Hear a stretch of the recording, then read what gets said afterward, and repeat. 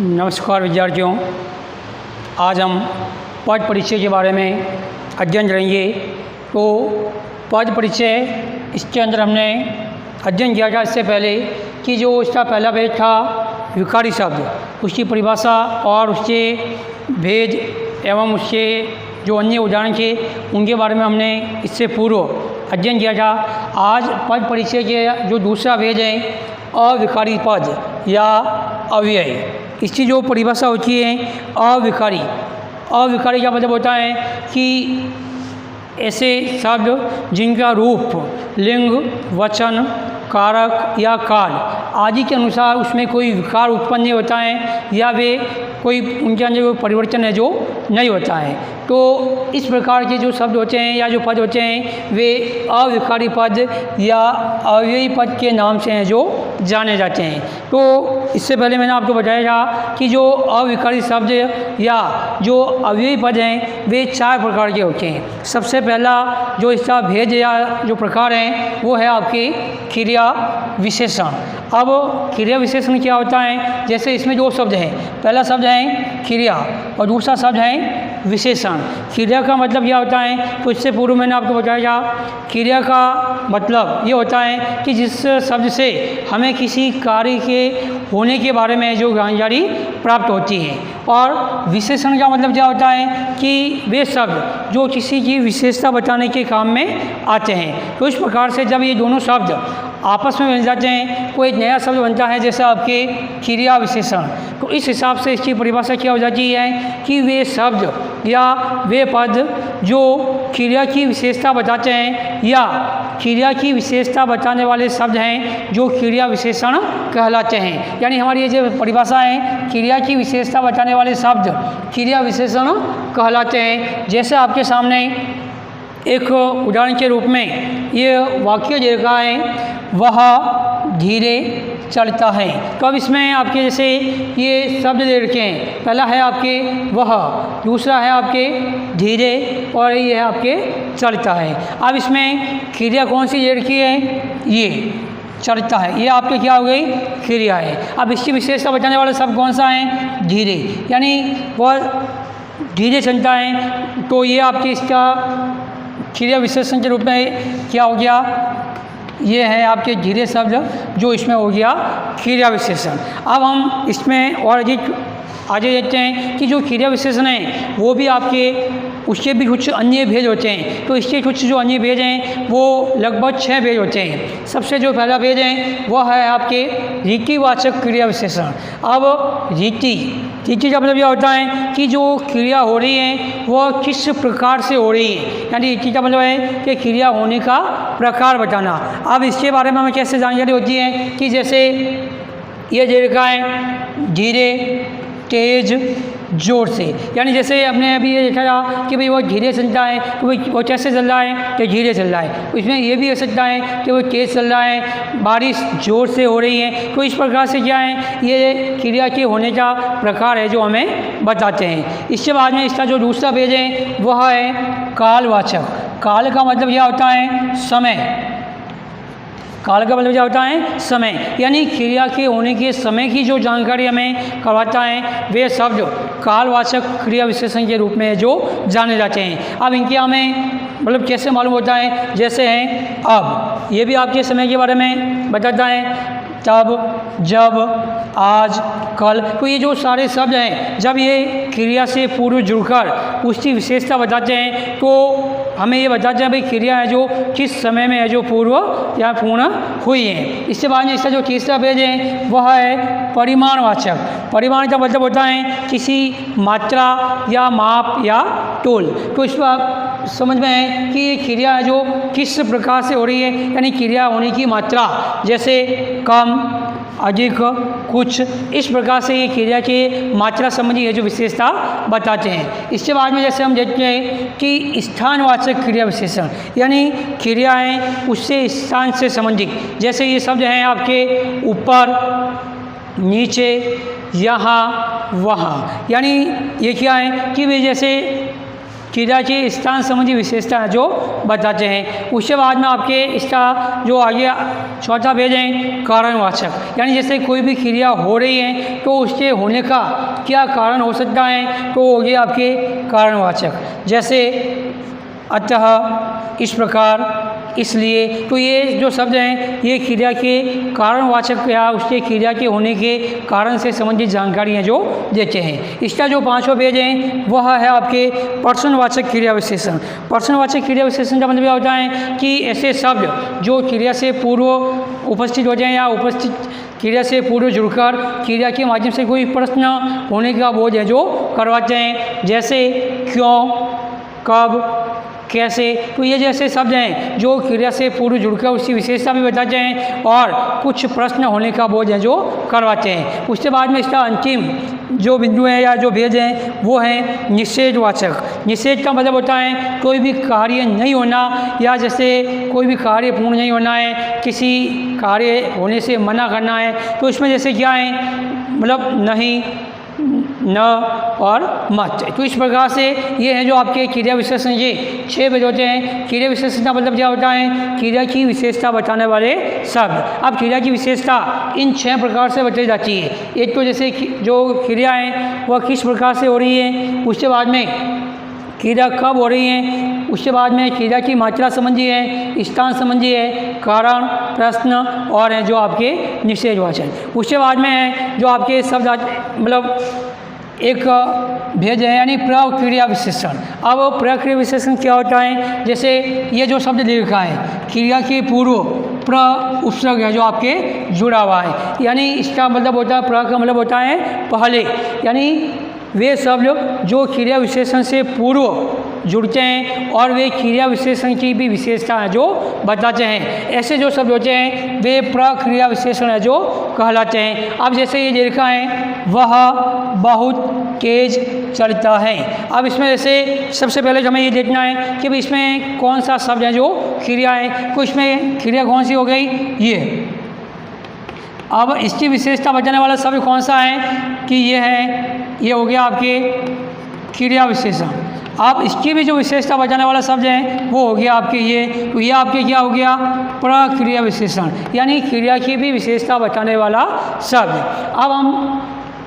अब ये जो भेद होता है अविकारी शब्द, उसका जो दूसरा जो भेद होता है वो होता है आपके संबंधबोधक अव्यय। संबंधबोधक का मतलब क्या होता है कि सर्वनाम और संज्ञा, दो जो पद होते हैं सर्वनाम और संज्ञा, इन पदों का अन्य शब्दों के साथ में जो संबंध बताने वाले जो शब्द होते हैं वे संबंधबोधक अव्यय के नाम से हैं जो जाने जाते हैं। अब संबंध बताने वाले जो शब्द होते हैं वे शब्द कौन कौन से होते हैं, जैसे ऊपर, नीचे, आगे, पीछे। यानी जैसे इसका वाक्य ऐसे बन सकता है कि भाई पक्षी पेड़ के ऊपर बैठे हैं, जैसे बंदर पेड़ के नीचे बैठे हैं, पेड़ के ऊपर बैठे हैं। तो इस प्रकार से क्रिया के होने से पूर्व जब ये शब्द यानी संज्ञा सर्वनाम इन दोनों पदों के साथ में जो संबंध बताने वाले जो शब्द होते हैं वे संबंधबोधक अव्यय के नाम से हैं जो जाने जाते हैं। अब जो अविकारी शब्द होते हैं उसका जो तीसरा जो भेद होता है वह होता है आपके समुच्चय बोधक। समुच्चय बोधक का मतलब क्या होता है, दो पदों या दो वाक्यों को आपस में जोड़ना। समुच्चय का मतलब होता है जोड़ना, यानी या तो दो पदों को आपस में जोड़ना या दो वाक्यों को आपस में जोड़ने वाले जो शब्द हैं वे समुच्चय बोधक अव्यय के नाम से हैं जो जाने जाते हैं। जैसे हैं आपके और, अब ये कैसे हो जाएगा, जैसे राम और श्याम, राम और श्याम, जैसे परंतु, किंतु, एवं, जो।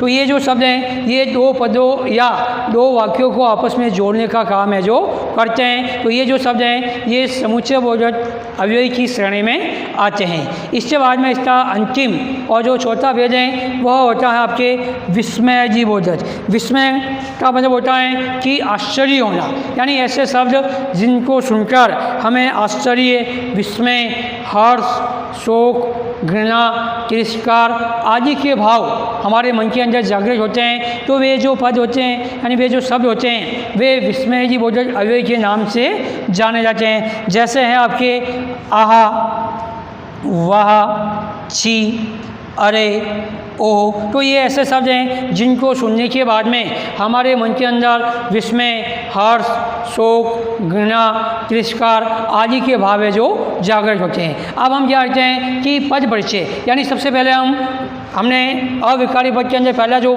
था आपके क्रिया विशेषण, तो क्रिया विशेषण के पद परिचय के बारे में हमें जो जानते हैं। अब जैसे क्रिया विशेषण पद परिचय कैसे होता है, यानी किस प्रकार से क्रिया विशेषण का जो पद परिचय है जो दिया जाता है। तो अब हमारे सामने एक ये वाक्य है कि शेर तेज दौड़ता है। तो सबसे पहले हमें ये पता होना चाहिए कि इस वाक्य के अंदर क्रिया विशेषण शब्द हैं वह कौन सा है। तो जैसे शेर को इसमें क्या हो गया, आपके कर्ता या संज्ञा हो रही है। अब दौड़ता क्या इसमें क्रिया है। अब इसकी विशेषता बताने वाला शब्द कौन सा है, तेज। अब ये क्या हो गया, क्रिया विशेषण। अब ये क्रिया विशेषण है, लेकिन अभी मैंने आपको ये जैसे बताया था कि भाई जो क्रिया विशेषण है ये जो 6 भेद है। अब इस 6 भेद के अंदर ये जो शब्द हैं तेज, ये किस में आ रहा है, ये जैसे आपके इसमें आ रहा है, यानी ये कौन सा भेद है, ऋक्तिवाचक क्रिया विशेषण। तो इसका जो पहला परिचय है वो क्या हो जाएगा, ऋक्तिवाचक क्रिया विशेषण। अब इसका जो दूसरा परिचय हमें ये देना है कि भाई ये किसकी विशेषता बता रहा है, तो हमें ये लिखना है दौड़ता क्रिया की विशेषता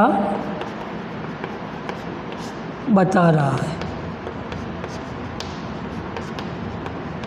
तो ये हो गया आपके इस क्रिया विशेषण का पाठ परिचय। पहला हो गया ऋक्तिवाचक क्रिया विशेषण, दूसरा हो गया दौड़ता क्रिया की विशेषता बता रहा है। इसी प्रकार इसमें जैसे यह दूसरा वाक्य है, वह कल आएगा और यहाँ सोएगा।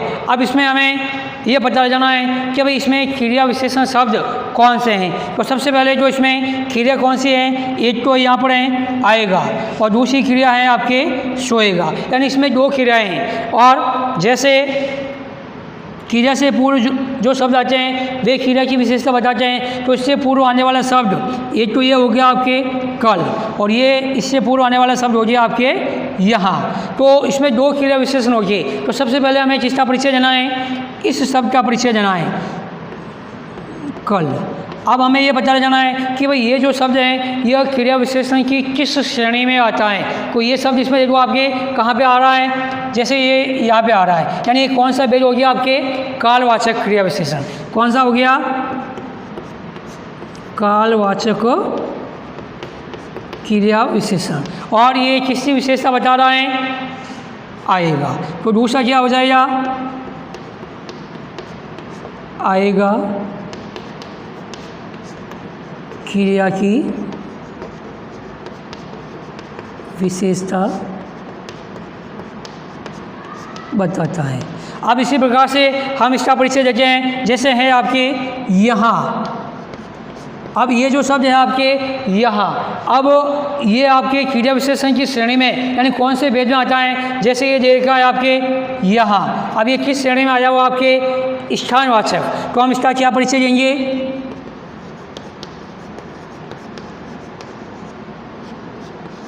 स्थानवाचक क्रिया विशेषण। और दूसरा इसका परिचय कौन सा हो जाएगा, सोएगा क्रिया की विशेषता बता रहा है।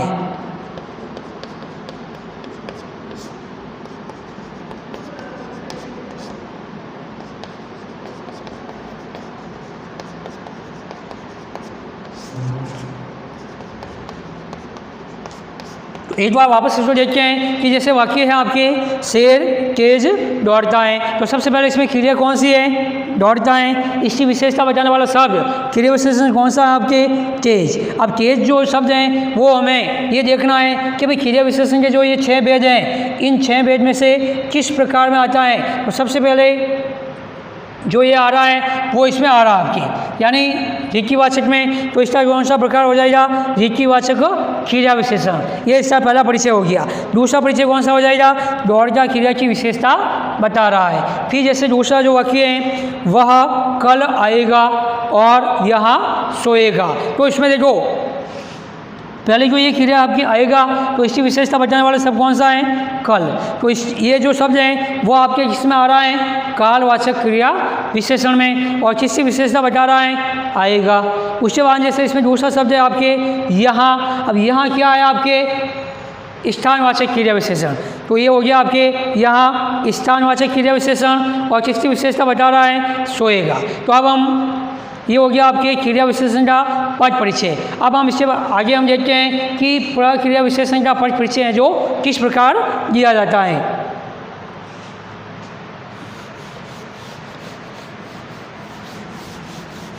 अब इसमें प्रक्रिया पद विशेषण में जैसे आपके ये हो गया प्रक्रिया विशेषण। अब हम इसमें जैसे वाक्य लेते हैं।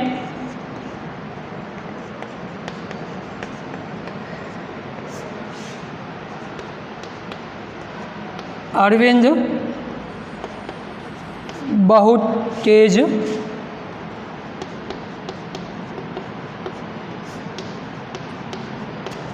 दौड़ता है। तो इसमें सबसे पहले हमें ये पता लगाना है कि इसमें प्रक्रिया विशेषण शब्द है जो कौन सा है। को प्रक्रिया विशेषण शब्द क्या होता है? इसकी विशेषता मैंने आपको बताई थी कि वे शब्द जो क्रिया विशेषण से पूर्व जुड़कर क्रिया विशेषण की विशेषता है जो बताते हैं। तो इसमें देखो ये कौन सा शब्द है? ये हो गया आपकी क्रिया। इसकी विशेषता बताने वाला शब्द कौन सा हो गया? आपके तेज। और इसकी विशेषता बताने वाला शब्द कौन सा है? आपके बहुत। तो ये आपके क्या हो गया? प्रक्रिया विशेषण। तो हम यहाँ पर क्या लिखेंगे? बहुत। अब हमें क्या करना है? इस बहुत शब्द की ये जो विशेषता बतानी है। तो ये बहुत क्या हो गया आपके? सबसे पहले तो ये हो गया आपके प्रक्रिया विशेषण। क्या हो गया? प्रक्रिया विशेषण। और अब ये जो आपके किसकी विशेषता बता रहा है? तो ये इसकी बता रहा है तेज की विशेषता बताना। तो ये दो पद परिचय हो गए। पहला परिचय आपके हो गया कि जो ये बहुत शब्द हैं वो क्या है? प्रक्रिया विशेषण। अब ये किसकी विशेषता बता रहा है? तेज शब्द की विशेषता बता रहा है। तो इस प्रकार से हमें एक ही शब्द के कम से कम दो पद परिचय है जो हमें बताना है। तो ये हो गया आपके पहला पद परिचय, ये हो गया आपके इसका दूसरा पद परिचय। इसके बाद में हम देखते हैं कि अवयवी पद परिचय, यानी अवयव के जो अन्य दूसरे जो भेद हैं, संबंध बोधक हैं, समुच्चय बोधक हैं, विस्मय बोधक हैं, इनका पद परिचय हमें जो कैसे देते हैं। तो इसमें जैसे आपके जैसे इसमें दूसरा जो भेद है आपके संबंध बोधक।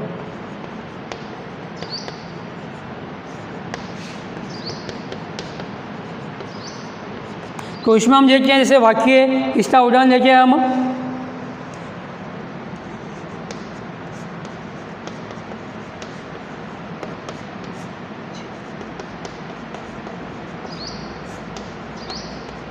जैसे हमने इसका ये जो वाक्य लिया है कि घर के पीछे बगीचा है। अब जैसे ये आपके दीर्घा है संबंध बोधक, इसमें कौन कौन से शब्द जो संबंध बताने वाले होते हैं? जैसे ये दीर्घा है ऊपर, नीचे, आगे, पीछे दीर्घा है। तो हम इसमें ये पता लगाएंगे कि इसमें से संबंध बोधक अवयव कौन सा शब्द है? कि जैसे ये शब्द है पीछे, ठीक है ना। तो ये इसका हमें क्या देना है? परिचय देना है पीछे। तो सबसे पहले जब ये पहला परिचय इसका यही हो जाएगा कि भाई ये क्या है?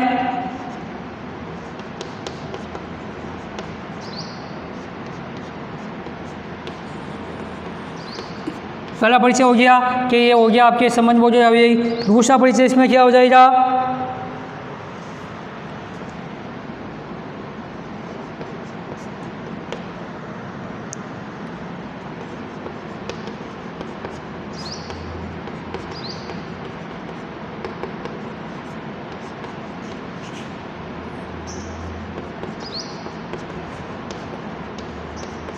और दूसरा ये हो गया आपके कि जो घर शब्द है आपके संज्ञा शब्द, इसका संबंध शेष शब्दों से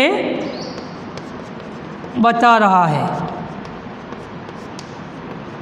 यानी कैसे हो गया? सबसे पहला जो परिचय हो गया, यानी पहला परिचय आपको यही बताना है कि भाई जिसके बारे में आप बता रहे हो या जिसका आप परिचय दे रहे हो उसका मुख्य भेद यानी वो क्या है। तो जैसे इसमें पीछे जो शब्द है इसका हमें परिचय देना है। तो ये शब्द क्या है? एक अविकारी शब्द है, और अविकारी शब्द में भी क्या है, यानी संबंध बोधक अव्ययी। अब उसके बाद में ये है जो आपके क्या कार्य कर रहा है, ये जो शब्द हैं ये इस बगीचे और घर इन दोनों के बीच में संबंध है जो आपके स्थापित कर रहा है, तो क्या हो जाएगा घर। ये क्या एक संज्ञा शब्द है जिसका संबंध यह बगीचे से है जो बता रहा है। अब संबंध बोधक के बाद में इसका जो तीसरा जो भेद है आपके समुच्चय बोधक, इसका हम परिचय देते हैं। इसका किस प्रकार से परिचय दिया जाएगा,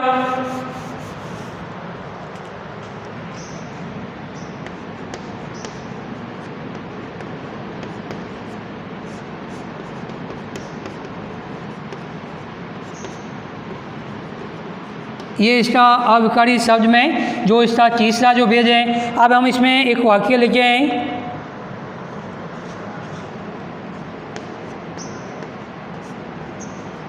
गुरु और शिष्य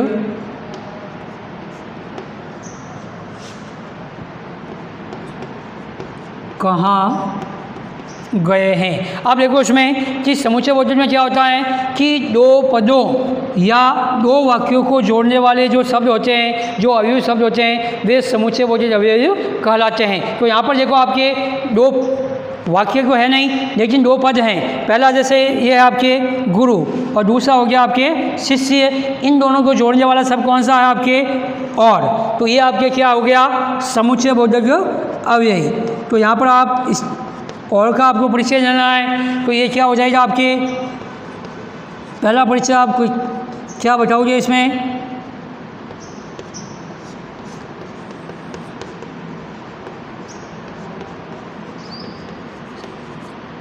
पहला जो आपके ये हो गया कि समुच्चय बोधक अव्ययी। अब इसका हम दूसरा परिचय देना है, तो दूसरा परिचय इसमें क्या हो जाएगा,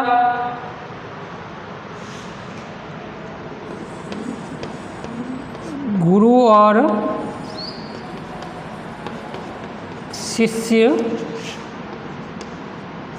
पद को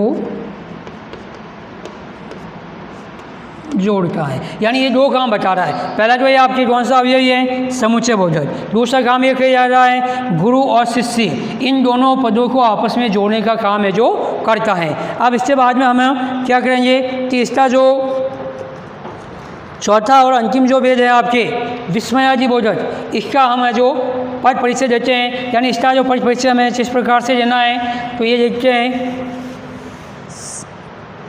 सबसे पहले ये हो गया आपके विस्मयादि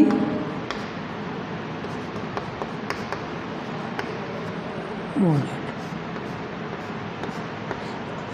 अब इसमें हमें वाक्य देना है, जैसे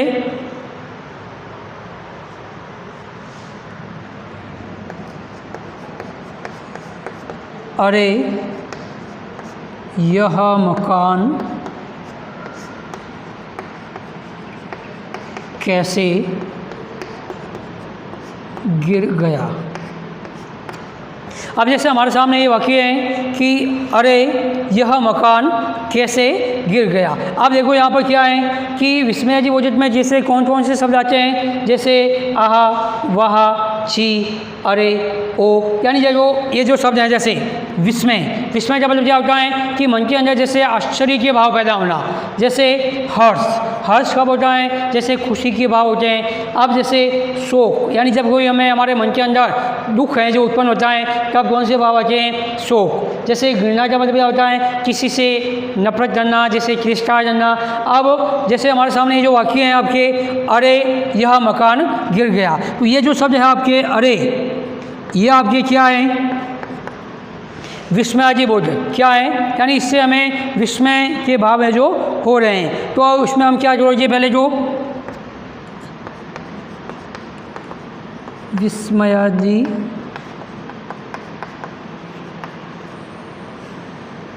बोधक अव्ययी। उसके बाद में अब इस अरे शब्द से हमारे मन के अंदर कौन से भाव जग हुए, आश्चर्य के, आश्चर्य के भाव बताना।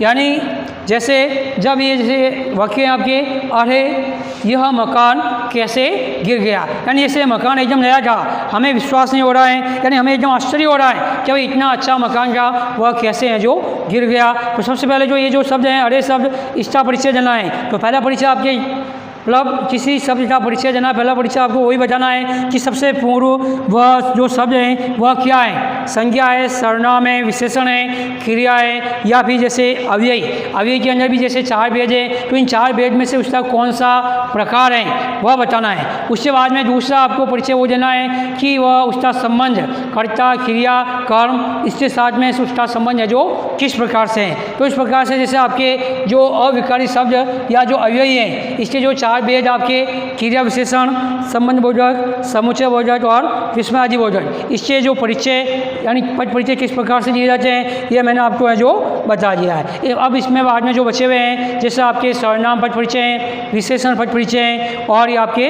क्रिया पद परिचय, ये हम इसकी जानकारी हमें जो आगे आने वाले वीडियो